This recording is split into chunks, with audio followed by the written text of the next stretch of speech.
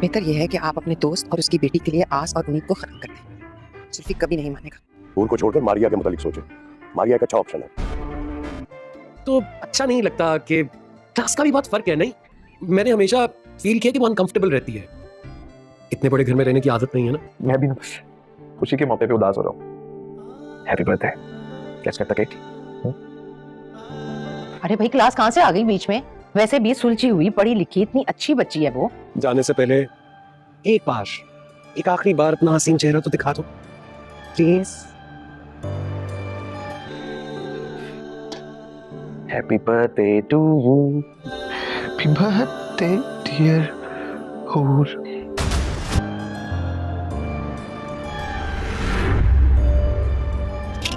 सालार हूँ विलन, लेकिन एंट्री बिल्कुल हीरो वाली।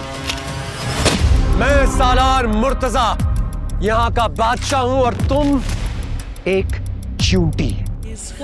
तुमने भी बेवफाई करी थी ना, जिंदगी भर साथ निभाने का वादा किया था। मर गई है हूर। जुल्फकार को उसे भूलकर आगे बढ़ना चाहिए। नूर,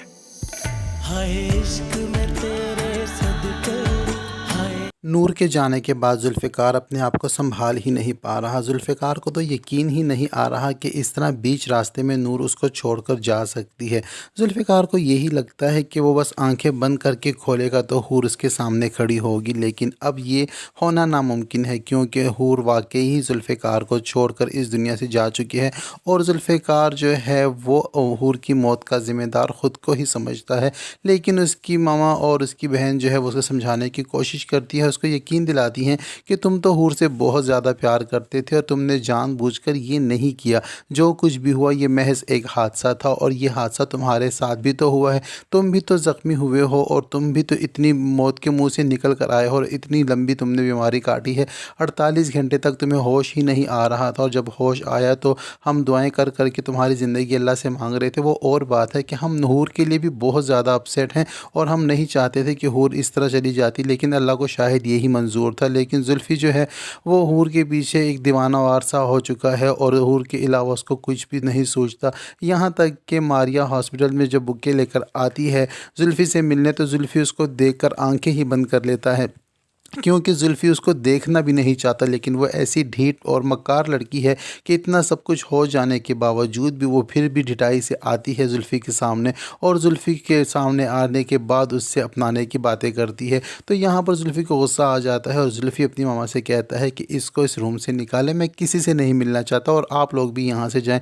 तो यहाँ पर जुल्फ़ी की जो बहन है वो हाथ जोड़कर उसे कहती है मारिया से कि प्लीज़ आप यहाँ से चली जाओ, आप उसकी हालत देख रही हैं, आपको यहाँ नहीं आना चाहिए था। तो वहाँ से गुस्से से तो चली जाती है मारिया, लेकिन जाते हुए अपनी सास से ये कह देती है कि ये चाहे मुझे जितना भी बेइज्जत करता रहे, मैं अपने दिल के हाथों मजबूर हूँ, मैं बार बार आऊँगी। लेकिन मारिया बाज आने वाली बिल्कुल भी नहीं है। जुल्फ़ी जब घर आता है तो उसकी मामा जो है वो बहुत ज़्यादा खुश होती है और काफ़ी सदका खैरात भी करती है उसके घर वापस आने की खुशी में।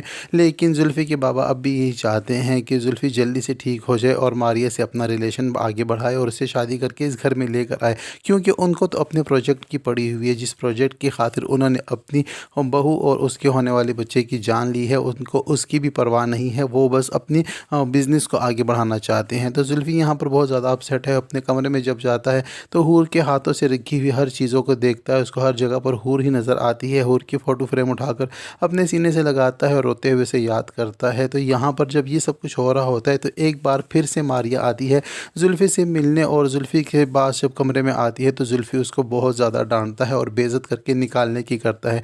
जब ये शोर शराबा होता है तो जुल्फ़ी की मामा अंदर आ जाती हैं और कहती हैं कि घर आए मेहमानों के साथ इस तरह सलूक नहीं करते। तो जब जुल्फ़ी की मामा से समझा रही होती हैं तो जुल्फ़ी कहता है कि घर आए मेहमानों को भी तमीज़ होनी चाहिए कि इस तरह मुँह उठा के किसी के भी रूम में नहीं घुस जाते, बल्कि मेहमानों की अपनी जगह होती है, वहाँ बैठकर इंतज़ार करते हैं।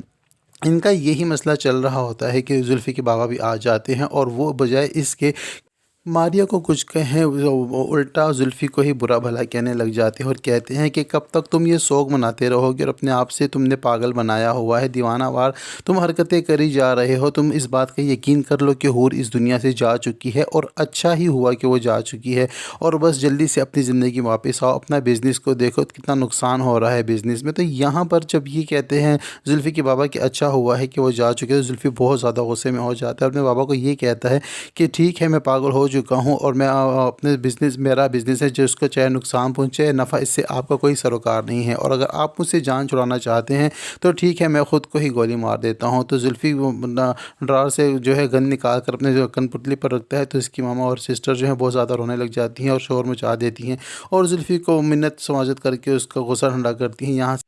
और जुल्फ़ी के बाबा को वहाँ से जाने का कहती हैं। जो उसके जाने के बाद जो है जुल्फ़ी अपने मामा से यही कहता है कि आपने देखा इनका रवैया, इनको दुख ही नहीं है कि इतनी जवान मैयत हुई है, हमारे घर में इतनी जवान मौत हुई है और उसके साथ साथ मेरा बच्चा भी इस दुनिया से जा चुका है, लेकिन इनको अपने बिज़नेस की ही पड़ी हुई है।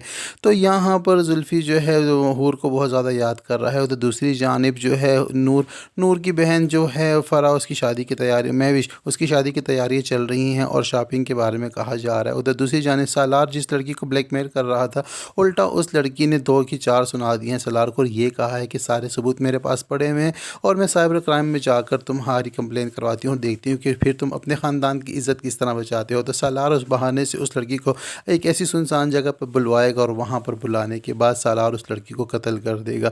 सालार जो है अपने हाथ खून से रंग लेगा अपनी इज़्ज़त, नाम नहाद इज़्ज़त को बचाने की खातिर। और वहाँ पर सालार की जो अम्मी है यानी कि नूर की फूफो जान, वो सालार से ये बात कर रही हैं कि उसके लिए वो नूर का रिश्ता मांगेंगी और नूर से शादी करवाएंगी, लेकिन सालार जो है इस बात पर राज़ी नहीं हो रहा, अपनी अम्मी के आगे बहाने करता